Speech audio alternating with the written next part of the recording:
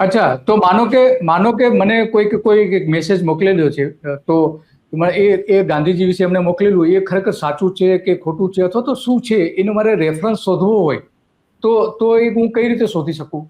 હા, એટલે એની પદ્ધતિ છે, તબક્કા છે.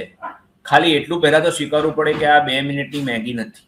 એટલે તમે મને તાત્કાલિક મને કહો કે આ સાચું છે કે ખોટું, એવો કોઈ જવાબ આપનારું કોઈ હોય તો એ તમારે શંકા કરવી જોઈએ. કેમ કે યસ. એના 2-3 લોજિક છે. તમે વાંચો ત્યારે તમને ખબર પડે કે આ કયા ગાળાની વાત છે. પહેલાં તો સમયગાળો નક્કી કરો. પછી તમે કયા પુસ્તકમાં એ હોઈ શકે તે શોધો. અને એ બધું જો ડિજિટાઇઝ હોય ને ઓનલાઈન હોય, જે અમારું સ્વપ્ન છે ને અમે એના ઉપર કામ કરી રહ્યા છીએ, તો તમે એ કીવર્ડ્સથી સર્ચ કરો.